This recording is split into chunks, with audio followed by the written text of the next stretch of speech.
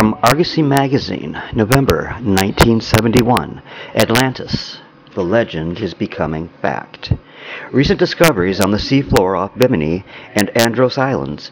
Ancient buildings, upright columns, gigantic stone steps, a submerged highway, marble sculpture, and many other finds offer convincing new evidence of an incredible lost civilization which sank in the Atlantic 12,000 years ago. Written by Robert Marks, who was then Argosy Marine Archaeological Editor. Since my last report in Argosy, December 1969, the ancient remains of a lost civilization have begun mushrooming from the Caribbean seafloor at such a rate that it is almost as if a sunken continent were on the rise once more. More than a dozen stone buildings have been discovered on the ocean floor, one of which seems to be a large pyramid. A gigantic stone causeway of unknown length, plus great stone walls thousands of feet long, have been uncovered by the shifting sands. Hundreds of wheel-like stones, 2 or 5 feet in diameter, with holes in the centers, have been found by divers, along with marble carvings, statuary, and an ancient ceramic face of a man, all near the islands of Bimini and Andros, and all exciting new evidence of a prehistoric continent which sank in the Atlantic about 12,000 years ago. Before examining these recent finds in more detail, perhaps some earlier discoveries of importance should be reviewed to give the readers an accurate picture of the case supporting the Atlantis theory. During the summer of 1956, a father and son spearfishing in the Caribbean off Bimini at a depth of 65 feet reported discovering a series of large decorative marble columns of beautiful workmanship standing upright and protruding from the sandy bottom. The shifting sands apparently covered them over, for subsequent efforts to locate them were unsuccessful. However, about a quarter of a mile from this area, Dr. William Bell of Marion, North Carolina, reported 2 years later that he had found a 6-foot column or spire protruding from a double circular gear-like base embedded in the ocean floor. And before it, too, was covered over again, the doctor managed to photograph the object. In August of 1964, an even more startling discovery was made by 2 French naval officers, Captain George Haut and Lieutenant Gerard de Forberville, while diving in the research submarine Archimedes at a depth of 5 miles off the north coast of Puerto Rico. They reported finding a gigantic stairway hewn from solid rock on a sloping seafloor and obviously man-made. According to the Dictionary of Anthropology, Atlantis is a hypothetical land of the Atlantic Ocean where civilization was alleged to have begun. The existence of Troy, the legends of Sinote, and the tale of King Arthur and his knights of the Round Table were also thought to be purely hypothetical until recent archaeological evidence proved them otherwise. Less than a year ago, an eminent scientist from Scripps Institute of Oceanography publicly declared, "The crust of the Caribbean seafloor is unique and it has puzzled scientists for many years. It is not that of a typical ocean basin, but intermediate between oceanic and continental crust, simulating speculation that the Caribbean Sea is a subsided continental block." In 1969, Duke University undertook an oceanographic expedition to study the seafloor of the Caribbean, and they made valuable discoveries which have a distinct bearing on the sunken continent theory. Along the Aves Ridge, an underwater mountain chain running between the Virgin Islands and Venezuela, they brought up more than 50 samples of granite rock, a kind of igneous rock classified as a continental type, found only on the continents or where continents have once been. Around 12,000 years ago, the time in history which Plato gives for the disappearance of Atlantis, modern science has proved that this sea was about 500 feet lower, and that a tremendous rise in sea level occurred. It may have been caused by the melting of the last European glaciers. There is a great deal of evidence that some important natural phenomenon occurred during this period. Under Mexico City, archaeologists have discovered traces of a flourishing culture which came to an abrupt end 12,000 years ago. On the shores of Lake Titicaca, at an altitude of 13,000 feet, we have the inexplicable ruins of Tijuanaco, a massive city built of stone blocks, some weighing as much as 200 tons. This city was suddenly and totally abandoned 12,000 years ago. And during the past few years, There has been much speculation and controversy over the possibility of Atlantis being situated in the vicinity of Andros and Bimini Islands in the Bahamas. Two men particularly responsible for this speculation are Edgar Cayce and Dmitry Rybakov. Back in 1933, Edgar Cayce, the psychic researcher and clairvoyant, made the startling prophecy that in 1968 or 1969, the remains of Atlantis would rise from the sea in or near Bimini. And due to the fact that the Gulf Stream passes very close to Bimini, at a speed of 3 or 4 knots, the sand on the seafloor is moved around a great deal, continually covering and uncovering objects. Could Atlantis be said to have risen if the sands of the sea floor simply moved away, revealing what had been covered for thousands of years? Then in 1967, while flying over the Grand Bahama Bank between Bimini and Andros Islands, the well-known underwater explorer Dmitry Rybakov sighted a rectangular object about a quarter of a mile long at a depth of about 13 fathoms, or 18 feet. This, from his more than 2 decades of archaeological experience, he was able to identify as man-made. Was it the wall of an ancient settlement? Unfortunately, when he returned to photograph the strange object, sifting sand had already covered it. On subsequent flights over the area, however, Rybakov, together with Dr. J. Mason Valentine, archaeologist and honorary curator of the Science Museum in Miami, noted other suspicious bottom patterns which lack of time and funds prevented them from investigating further. Then during the summer of 1968, Robert Brush, a pilot flying between Miami and Nassau, reported sighting a sunken square structure in shallow water off the northern tip of the Andros Island, not far from where Rybakov had made his original sighting of the large rectangular object. He passed this information on to Rybakov and Valentine, but before they could investigate the site, the press learned of it and stories appeared reporting that a sunken temple of Atlantis had indeed been discovered. Valentine and Rybakov explored the site and discovered that the structure was definitely man-made, that it measured 60 by 100 feet with walls 3 feet thick, and that the limestone blocks of which the walls were made were laid with an accuracy not to be expected of recent inhabitants of the area, nor of the Lycaean Indians who lived there when Columbus first landed. The Indians were not stone builders. Within a mile of the structure, Valentine and Rybakov found 2 other submerged buildings, one 90 by 50 feet, and the other 70 feet by 100 feet. And since that time, they and others, including myself, have found 12 different sunken structures in the same general area. Having dived on several of them, I am certain that they once served as living quarters for men. And on September 2nd, 1968, while searching for other submerged sites off Bimini, Valentine and several friends were taken to an area off the north shore of the island by a local fisherman who reported sighting many square stones on the seafloor at a depth of 3 fathoms. Valentine was astonished to find 2 extensive parallel walls consisting of rectangular and polygonal flat stones of varying thickness and sizes, obviously cut by man and accurately aligned to form a convincing structural pattern. Those stones had evidently lain submerged for centuries, for their tops were rounded by weathering, giving them the appearance of large loaves of bread. The walls protruded about 3 feet above the sand bottom and extended for 1,800 feet parallel to the shoreline.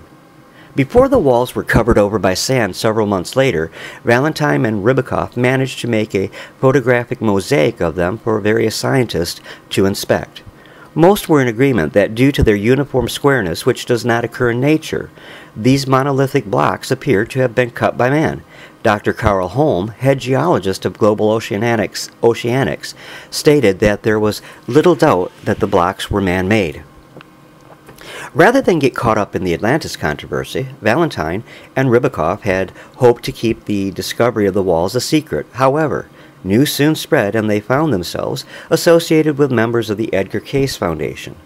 Lacking the capital for more intensive explorations around Bimini and Andros, they joined forces with several wealthy Cayce followers and founded MARS, Marine Archaeological Research Society. On Mars-sponsored expedition, during the last week of February 1969, a fisherman took them to another area between the shore of Bimini and the walls, which had already been covered over by sand. In 15 feet of water, they discovered what appeared to be another wall, more than 300 feet long and 30 feet wide. It was constructed of blocks similar to those of the first walls Valentine had discovered. From plant and animal materials they recovered from beneath the massive blocks, tests were made through carbon dating, and these showed that the wall went back between 6,000 and 12,000 years. In July of the same year, several other significant discoveries were made by Count Pino Torello, an amateur archaeologist who was working independently of the Mars group. Seaward of the location of the 1,800-foot walls discovered by Valentine, he found 44 marble columns or pillars, and they formed a perfect circle, as if they were part of a temple or some other enclosure. They were from 3 to 6 feet in diameter and from 3 to 14 feet long, and some were still standing upright. In another area, about a mile south, Torello discovered many other similar marble columns and felt that many more were buried under the sand. And having heard these recent discoveries, I persuaded Argosy to sponsor an expedition to Bimini in August of 1969. I was accompanied by Rybakov and Andy Pruna, an excellent draftsman and photographer. We had no knowledge of Torello's discoveries at that time, and our main objective was to excavate around the smaller wall which Valentine had discovered earlier that year. On our arrival, we were shocked to learn that only 3 weeks before, 2 divers were reported to have found and raised 2 large stone statues and a section of carved column, spiriting them away in a yacht to the States. The Bimini authorities were naturally upset at this and refused us permission to carry out any excavations on the site. In fact, after only 2 days of surveying and photographing the wall, we were informed that we had to stop all diving until we could get permission from the government of Nassau. I did have ample time, however, to determine for myself that the wall was indeed man-made and a very important archaeological site which should be carefully excavated. I convinced both Rybakov and Valentine to break away from the Mars group, which was dominated by Casey psychics, and we decided to work together with a promise of financial aid from an archaeological society. We applied to the Bahamian government for excavation permits. In early November 1970, I was astonished to read in the newspaper that the North Atlantic Rockwell Corporation, which had substantial land holdings on Bimini, had been granted exclusive exploration rights on all underwater ruins in the Bimini area. Rybakov, hearing of this, rushed to Nassau and demanded an explanation, but none was forthcoming, nor would the authorities tell him whether or not they would grant us a permit to explore the sites off Andros Islands. Around this time, 2 other interesting discoveries were made. A Pan Am pilot, who wishes to remain anonymous, informed me that he had discovered still another large wall off Bimini. This one was in 60 feet of water, which had a large archway going through the middle of it. Then, as further proof that some ancient civilization may have existed in the Bahamas, a tourist on Treasure Cay discovered scattered fragments of pottery and the ruins of what seemed to be mud ovens for cooking. Several archaeologists who have visited the site claim that it dates much earlier than the Lucayan Indians. Since my initial involvement with the sites off Andros and Bimini, my interest in Atlantis and other early civilizations has greatly increased. As an archaeologist, my main objective is to identify and date these sites through careful and systematic excavation. From the dealings I have had with representatives of the North American Rockwell Corporation, I gather that they are not eager to prove or disprove the Atlantis theory. Soon after they obtained the lease for the Bimini area, they hired a geologist with previous experience in the area. And after a brief trip to Bimini, during which he didn't even go into the water to inspect the walls or columns, he announced the walls were not man-made and the columns were probably from a shipwreck. Unhappy with his report, the Rockwell people engaged the services of scientists from the Marine Laboratory of the University of Miami. One of these, Dr. John Gifford, a geologist, undertook a very thorough survey of one of the walls and reported that the blocks were something of a geological enigma, and none of the evidence conclusively rules out the possibility of human intervention in their formation. As a result of his encouraging report, the Rockwell people decided to mount a major expedition to uncover one of the walls. With the famous astronaut Edgar Mitchell as expedition leader, about 25 people were invited to participate, including Ribicoff and a number of psychics from the Edgar Cayce Foundation. Until 3 days before the expedition was to begin, I was led to believe that I was to be in charge of the actual excavations of the walls. Then my invitation was unceremoniously withdrawn under the weak pretext that there wasn't room enough on the boat. I discovered, however, that, in fact, the Rockwell people feared that I would publish an unfavorable account, which might not make their stockholders too happy. Fortunately, I was able to interest a good diving friend of mine, Art Hartman, to take me over in his boat while the Rockwell expedition was in progress.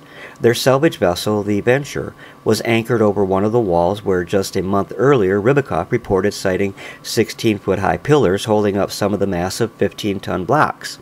We anchored alongside their vessel despite their shrill warnings that we would be arrested for diving in the area which they held exclusive rights to excavate. However, we had already received permission from the Bahamian government to dive on the site, although not to excavate.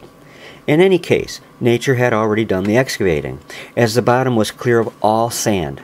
The wall wasn't a wall at all. The massive stone blocks, which were 3 to 4 feet thick, were resting on the hard sea floor, and if anything, the site resembled a road or causeway very similar to many I have seen in Yucatan and elsewhere in the world. We confronted about the 16-foot-high columns, and he had reported sighting. Ribicoff claimed that he had really seen them on another wall, which unfortunately had been covered over again by sand. The most important information gleaned from this expedition was the fact that none of the blocks was in any way attached to the seafloor, thereby proving that they were not natural formations. Before leaving Bimini, I talked to some old fishermen and asked if they knew of any other underwater walls or ruins around the island. One showed me a bronze coin he claims to have found on the beach, right off the area where most of the walls and columns were found. The coin, which does not necessarily have to be associated with the ruins, was Phoenician and dated from about the 5th century BC. Several weeks ago I made a brief visit to the area off Andros Island, excavating a hole by hand alongside one of the buildings. I dug down more than 7 feet and never did reach the bottom of the wall on the side of the building. And even more important, I found a ceramic face of a man, a carved piece of marble, and more than a dozen ceramic shards, none of which appears to be New World in origin. I have submitted photographs of these artifacts to various experts, and they agree with me. Several suggest that they might be Mediterranean origin, and they definitely date prior to Columbus's alleged discovery of America. Near this submerged structure off Andros, on a small cay, Valentine had reported finding hundreds of wheel-like stones with holes in the center ranging from 2 to 5 feet in diameter. I also visited this cay and verified their existence, and on a reef close by I found several more of these perfectly cut stones buried deep in the coral, indicating that they had been there for a long time. In appearance, they are identical with the stone currency used for centuries by natives of Yap Island in the Pacific. Mystery still surrounds all the discoveries made around Bimini and Andros, but one thing seems certain. If the continent of Atlantis, they were very likely vestiges of some other old world civilization, and when identified, will shed more light on who really first discovered the New World.